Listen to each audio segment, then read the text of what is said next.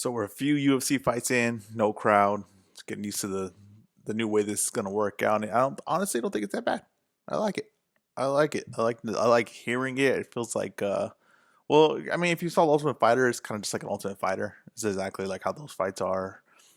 Um, it's like sparring in a gym. It's kind of like how sparring in a gym is, just quiet, hearing all the shots and everything like that. And I like it. I think it makes it more interesting. I think it makes it pretty interesting. I don't know if it's more interesting. I like the crowd too, so I'm not trying to take away from that. But I can I can do this. I'm okay with this. Let's keep this going. Let's keep fights going. Let's get boxing back. I'm hearing that Eddie Hearn wants to do one in his backyard, fights in his backyard. I mean, as long as it looks presentable, I'm okay with it. Basically, just the criticisms of like Fight Island, I could see that. Um, I think Dana White posted John Oliver today, making comments about Fight Island and how dumb it sounds, and it does sound dumb. I mean, that's kind of the cool thing of it, though. You have to think about it. Like, I know Fight Island's not the most creative name. That's what he commented on, and he's just making jokes. He's also, a comedian that's gonna bring the funny of anything, and that is the simplest name. But it's the most catchiest name, Fight Island, and I get that. The thing I do wonder is who's the commission, right? What's the safety? Is there a hospital on site that a fighter needs immediate assistance? Is there a hospital on site to assist him, right? Who's commissioning this? Who's the athletic commission for this fight right now? Right now, the MMA is having a big problem with late stoppages and letting the guy take a beating. And like I've been over this before with Tony Ferguson. I called this out on the Tony Ferguson fight, which no one was really saying until now recently that that fight should have been stopped about a round and a half before it was right.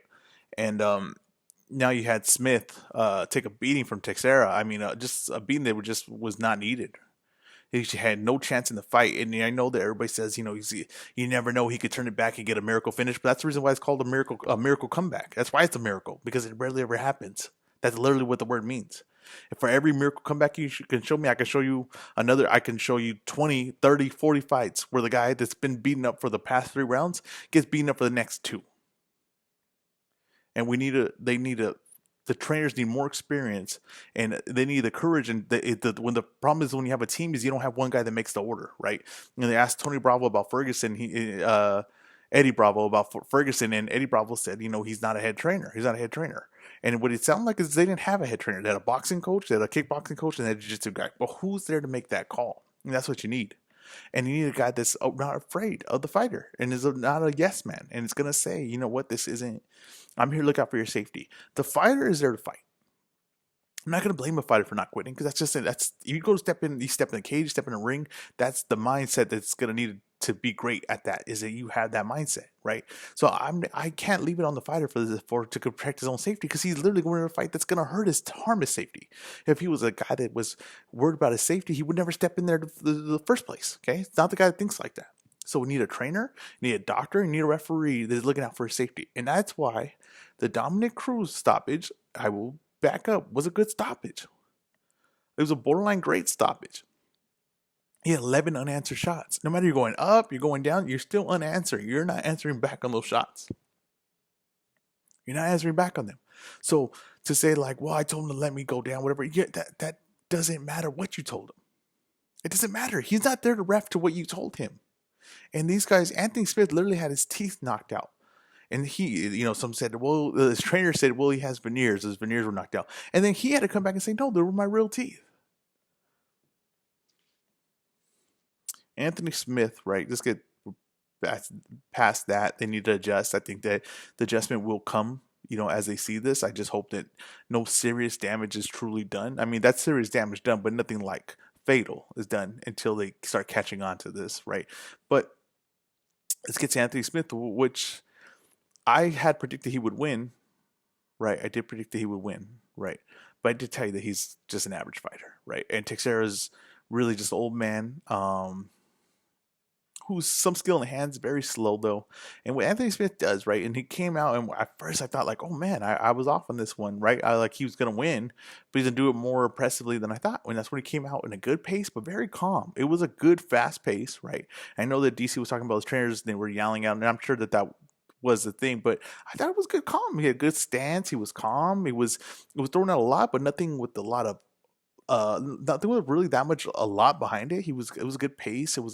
He was just feeling a lot of shots, throwing it out there. And I think what the problem is that Glover Teixeira is very hittable, and but he could take a good shot. And the problem with the guy that's hittable like that and he could take a good shot is that when you land on him, you think, well, I'm just gonna keep landing on him because I'm probably about to put him to sleep. But you're not realizing that you're landing on him, right? But he could take the shots, and he kind of knows what he can take, and he's kind of just in there and he's getting hit, but he's kind of closing the distance, and that's kind of what happened. And when you get there, you gotta have control and say, okay, I'm landing right now, but I know what my gas tank was. Now, to me, he was throwing a lot of shots, but wasn't a lot behind them. It wasn't like he was throwing in power.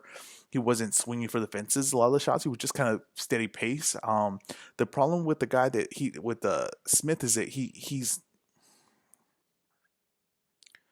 an all right fighter. His technique disappears as the fight goes on because he's not consistent, because great fighters are consistent and he's not consistent, and he starts falling apart. There was points where I don't know if he was tired or he just falls in bad positioning where he ended up straight against the fence. I thought that was one really the most trouble came because he started getting vicious shots standing up, right? And all Teixeira did, I mean, Teixeira in the beginning of the fight to me didn't do much, kind of what he was, the sloth.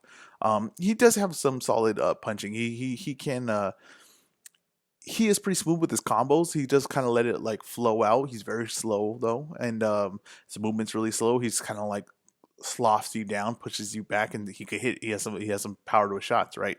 And Smith puts himself in bad spots, and when he put himself in bad spots, Teixeira was good enough to make him pay for putting himself in those bad spots, and that's what Smith does. This is Smith's whole career. As he falls out, gets wild. He's just not consistent. He's not consistent with his technique.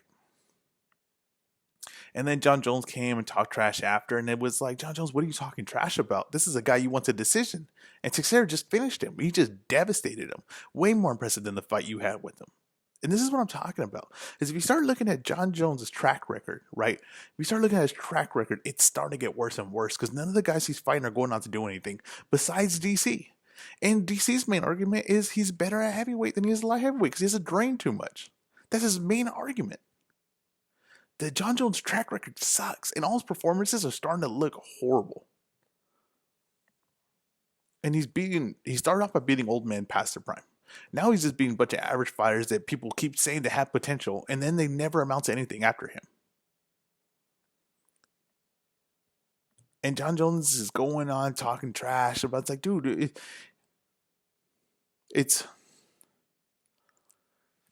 nonsense, really. It really is. It's like, okay, Tyson Fury, right? Tyson Fury just beat Deontay Wilder, right? Tyson Fury just beat Deontay Wilder. And then say Tyson Fury goes and fights Andy Ruiz, and he has a tough split decision victory, right? And wins it, right? Then Andy Ruiz goes and fights Stavern, and Stavern sleeps him in the first round, right? And then Tyson Fury says, see, I told you he was a bum. You just had a split decision to fight with him. What does that say about you? What are you talking about? You wouldn't do it. Wouldn't be acceptable. Everybody would not accept that. But John Jones gets this accepted. Now he's talking about fighting Francis, and it's a fight that's never going to happen. And John Jones, this is what John Jones does. John Jones is a follower, right? He never takes a chance himself. And it goes with the tweet he said about OSP, that he said, I saw OSP at heavyweight and it started looking more realistic to me. It took someone else doing it for it to be realistic. After Conor goes to boxing, then John Jones talks about going to boxing. After Conor goes and wins another title, another weight, or George St. Pierre does it, John Jones starts talking about it. He's always behind. He never grabs a bull by the horns. He never does that. He never takes any chances. Never does anything like that. And he's talking about fighting Francis. And I was hearing Shab and Callan talk about it. And Shab just melds in this segment he does with Callan talking MMA. He just truly disrespectful to Callan. It just truly mails it in. And it's like he just, yeah, whatever. Like just not adding anything. Just doing what Shab does. And he was talking about how... John Jones, just dominates heavyweights in sparring and all these things, right? Dominates the heavyweights in sparring and all these things. And it's, once again, it's a hype train of things we're not seeing, right? That we're supposed to believe. And if he doesn't do it in the fight night, just know that he could do it, right? That's what you're supposed to believe. Well, I think the fight against Francis is perfect timing. Francis does not have a fight. DC, Stipe are still doing that game of chicken, right? There's no one for Francis, right? He's cleaning out everyone, but he is the man that everybody's afraid of. right, in the UFC right now. No one's trying to get touched by him. John Jones is supposedly the best MMA fighter of all time, skill wise. I guess it's not accolades. It has to be skilled, is what you're saying. So you're saying to me, right? If you're saying accolades, I GSP. There's no way you would say he's better than the GSP accolades wise, right? You couldn't say that. He's basically had a similar career to Anderson, I would say. I mean, he hasn't lost, right? But he's had a pretty similar career to Anderson because Anderson started running out of talent, right? And Anderson never really made the full run at 205, which he should have, would have helped his career. So he's basically Anderson, right? And Anderson, to me, skill wise, is one of the best ever, right? John Jones, to me, skill wise, I'm not sure. I'm not willing to say that. Now, everybody else is, right? And I think he's a very skilled fighter. I'm not saying that he's a trash fighter or anything like that. I think he's very good. But to say if we're talking top 5 talent wise and skill wise, and they all the same way, all fight each other, right? And I think John Jones is number 1 in that group. I do not. I do not think that. Okay. But so John Jones, right? Supposedly the best, right? Supposedly going to could dominate everyone.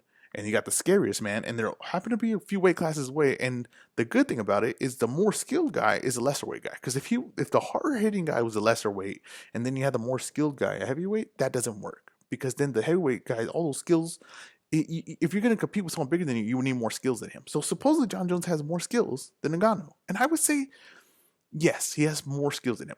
As in, his takedowns are probably better. His on his back defense, jiu-jitsu is better. Technical striking, John Jones could probably do more because he has way more kicks in his repertoire. He throws elbows. I think Francis has one goal, right? One goal, and it's not that it makes him a lesser fighter because you could have one goal, and John Jones could have all these things, and you could still be a better fighter. So this is the problem I have. Right, this is the problem I have, and I know I'm real MMA heavy, and I know that sometimes I'm critical of MMA, but I just think because no one really is, that's the lane I'm gonna take sometimes, right? And because no one's saying this, so I'm gonna say things that no one's gonna say, right? Brendan Schaub, fight companion. I know I'm going heavy on Brendan Schaub, but he's one of the most vocal people in MMA, right? And Joe Rogan, right? And he said Alistair Overeem was the best striker the UFC's ever had. A heavyweight. How? He's literally been knocked out by Francis Ngannou. He's literally been knocked out by Stipe. He's the best striker? How? He's been knocked out by guys in the sport by striking. That's like saying Floyd Mayweather, right? Floyd Mayweather is the best striker in boxing, but the last 3 fights he got knocked out. Save Canelo fought, right? And he got knocked out, right? Say he fights Golovkin and Golovkin knocks him out. And then I still say, right? I come here and say, yeah, but he's the best striker in boxing. No, he's not. He just lost. Okay. Don't mix up him hitting the pads and the stuff he shows in K1 and all that. And he's not the best striker in MMA. If he got knocked out by someone, that guy's a better striker. It's easy. You don't have to overthink that. It happened for you. They struck, those 2 guys striked. And that guy outstruck him, which makes him a better striker. Francis Ngannou, he fought Overeem, right? Now, whether you want to say, okay, say Overeem's out of his prime, then say that, right? That's a different argument. That's not what he said.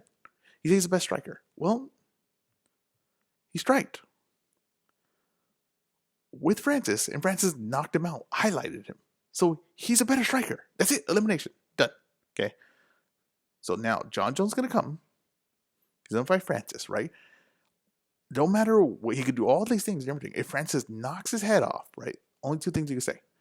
Francis is the superior fighter, right? Or he's too big. Which what they'll say is he's too big, right? They're going to say that. There's going to be an excuse. He's too big. That's why it's honestly the best fight for John Jones. Because you're going to leave with an excuse because you can go back to 205, right? And honestly, I think Dominic Reyes is probably going to sleep you pretty soon, right? From what I've seen in that fight, I don't know what you can change with your leg movement because Reyes is going to get better in that fight. Remember, Reyes is newer to MMA, right? He's going to get better, and he can fight. He's not Hardy. He's not Greg Hardy, who is never going to get better, right? Greg Hardy maxed out what he is. He's just going to get tougher at what he is. Greg Hardy in any other weight division would be a laughing stock, right? But because he's in the heavyweight division and there's 0 talent in the heavyweight division besides the top, he's going to be competitive. Right? But John Jones, right, can lose this fight, right? The only way you're going to lose to him is if you're going to get knocked out cold, right? So say he lost, right? Say he goes and loses. It's a perfect fight for him. He loses, right? Well, the guy's just too big. That's all he has to say. The guy's too big. Took a chance. Go back to light heavyweight. That's all he has to do. He still have a fight with Reyes. He can avoid Reyes a little bit, do that little dance, fight the other guys around him, and then eventually build up the fight with Reyes. Or he goes and he beats Ngannou. He beats the man that everybody was afraid of. And then his goal thing will be, especially with his fans and the people in the MMA, will just be like he's the greatest ever. Even though Stipe is already beating Francis, right? Even though that Francis has a draw with Derek Lewis, he would be. They would you a guy like me that would say no would have less of an argument. I guess people would have more of an argument against me. And then if he loses, it's not that big a deal. It's like we have this Conor Floyd stuff, right? And it's Conor's a smart dude. He's a really smart guy. He's really intelligent. And he knew that in that fight, as long as he could survive rounds, right? And I'm not saying he survived rounds because people had him winning early rounds, right? They had him really winning early rounds. He knew that there really wasn't a loss to be had there. Even if he lost in the boxing fight, right? He just couldn't get knocked out. He just couldn't look like he didn't belong, right? He just couldn't look like he didn't belong. And he thought in his mind, how hard could Floyd hit? Now, if you're asking me, and they're talking about a rematch, right? And you're asking me, right? And I think I'm one of the few people that think this, right? I think Floyd carried him. And I've said this on podcasts. I've said this a lot on my podcasts. I think Floyd carried him. I think he carried him. I think Floyd is a strange guy that only cares about himself and doesn't really truly care about the sport. And he doesn't truly care about what it looks like to the sport. And I think he thought, like, if I knock him, if I blow him out, right? If I do the thing where I box him and he doesn't touch me for 12 rounds, right? They're going to say I ran and I'm a boring fighter, right? And he saw the opportunity that says, I can carry this guy a few rounds, let him work off my arms, let him do a few things. And people can say, well, Floyd didn't rob us of all our money. We paid for an entertaining fight, and Floyd went and got the finish. So look at Floyd chased him down. Floyd was there to fight. Because if you think about this, it's a wrestling event. It really is. There's a thing in wrestling, right, where the guy's such a good worker in wrestling, right? That's what they call it. This guy's a worker, right? He's so good at working in the ring, right? At fake fighting and fake in wrestling, right? That he can go with a guy that is not very good because he's so good, he will make that a good match. That's how good he is. That's what Floyd did this fight. The first round, right? He literally lays against the thing. Stays here. Floyd does it a lot, but this time he does not move. He's not moving his head or anything. He stays here. He lets Conor work off of his arms. He does this for about 4 or 5 rounds. He just lets Conor work off his arms. He walks towards him. It's the same way as if a pro boxed a 12-year-old. He boxed a 14-year-old, right? Amateur. He would just walk towards him, let him work off the arms, play with them, touch him once in a while. Now, he did get caught in an uppercut. That did happen. Conor is. I'm not putting down Conor's fighting. Connor's very skilled. He always represented himself well in there, right? But it wasn't Floyd. It was Floyd just messing with him. Honestly, it wasn't. And when Floyd says like I knew I'd tire him out, yeah, because that's what he did. He just said like let him work, let him get all this stuff out, get him on my arms. I'll play with them. And then when it's time to go, I'll chase him down, and it'll make it look like I chased him, and I beat the guy that was supposed to be the hard-hitting, guy that knocks everyone out. The guy supposedly I'm supposed to run, and I'm supposed to be dodging his power all night, and I'm gonna bring the power to him. Right? It was perfectly written for Floyd to do it like this, like a wrestling match. The only thing Floyd didn't realize, right, and I don't think he truly cared, is how it looked for boxing, because no one was gonna. The people did not want to see what really happened, right? They chose to see that Conor won rounds. So that's why even Mike Tyson, right? Because Mike Tyson's mentality would never be to do that, right? So he, in his mind, thinks, well, no, he didn't do that. Conor just made it a hard fight for him, right? Just think about it, right? You think Conor McGregor, right? Look at the fight. Look at the shots landed. Look at the punches thrown, right? You think that he gave Floyd Mayweather a tougher fight than Manny Pacquiao, Canelo Alvarez, right? You think, look at the punches thrown. Just look at the punches thrown. Look at how Conor's throwing punches. Look at how they're landing. You really think that Floyd was having a harder time in there than he was having with Canelo, right? Miguel Cotto, Madonna, and Pacquiao. If you could say that, then you don't know what you're looking at. Okay, even if you're a boxing expert, even if you're Mike Tyson, I'm going to say that. You don't know what you're looking at. Okay, and if Conor was for real, right? So I think Floyd carried him, got stopped, whatever, got everything that he wanted, showing that, hey, I'm the tough guy in this fight. I pushed him down, which is kind of true. He just kind of knew the storyline that he could create with this guy, and he did it, right? He's that good. But right? If Conor, right, and Dana, right, they truly believe, if they truly believe, right, and you, everyone out there, you truly believe in Conor's boxing skills, and you truly believe that he gave Floyd the hardest fight of his life, a legitimate fight, he gave him the hardest fight, even though he got stopped, right? He gave him the hardest fight, and he would win a rematch. Why not fight Canelo? How come he hasn't said, I'll fight Canelo? How come he hasn't fought Golovkin, right? How come it's always Floyd or Manny Pacquiao? And I still think that Floyd would beat him the same way. It'd be the exact same fight all over again, right?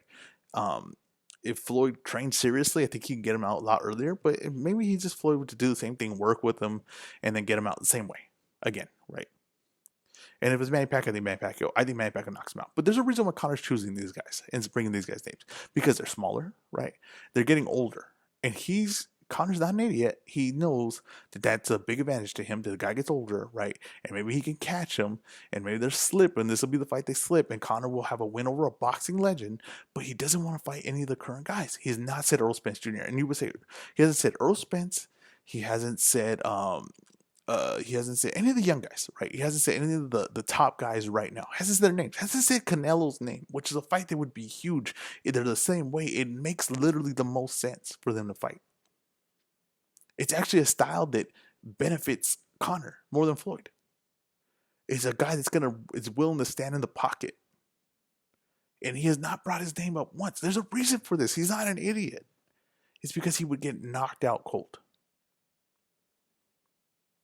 He would get slept because he is not a good boxer, right? He's a skilled fighter, right? I'm not putting anything down. He has some of the best boxing in MMA, right? But because he's a guy that caught on that MMA guys make a lot of bad positioning mistakes, right? And if he throws combos from a far distance and an MMA guy gets caught in the middle of it, he doesn't know what he's doing. He gets caught a lot while not being in position. Conor's a beautiful fighter. I like a lot of the tricks he does, even in boxing. I like all the things he does. He's not the level of these guys. Okay, this is a complete different level. And if Conor really believed he was at this level, there's a Canelo fight that could be made for a lot of money. A lot of money. And I think it'd be more money than a Floyd rematch. I think a Canelo fight right now with Conor, right, would be more money than a Canelo rematch. But there's a reason they're not bringing that up.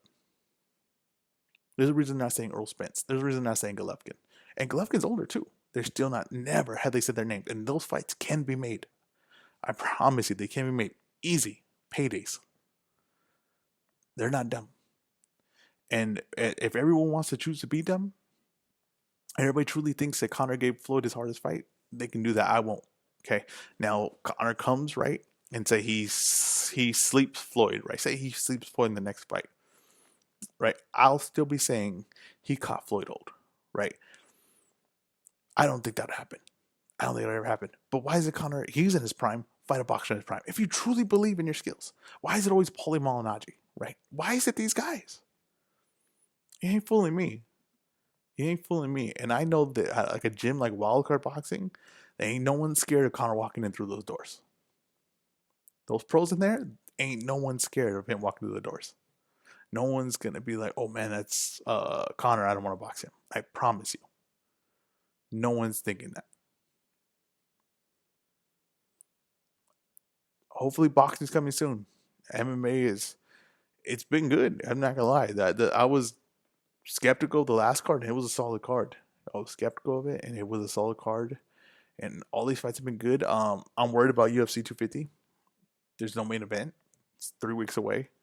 I've even Joe Rogan and them were skeptical of that card, and I think for good reason. The thing with getting all the fighters ready to go in this short period is it has to be hard. And I understand that, but I'm not paying for Man Nunes to have a tune-up fight, which basically it is, right? And I know this is gonna be hard to get the scheduling good, but they don't have no international fighters really right now. But that's a hard one. That's a hard sell for me. That is a hard sell. This has been the weigh-in. Until next time.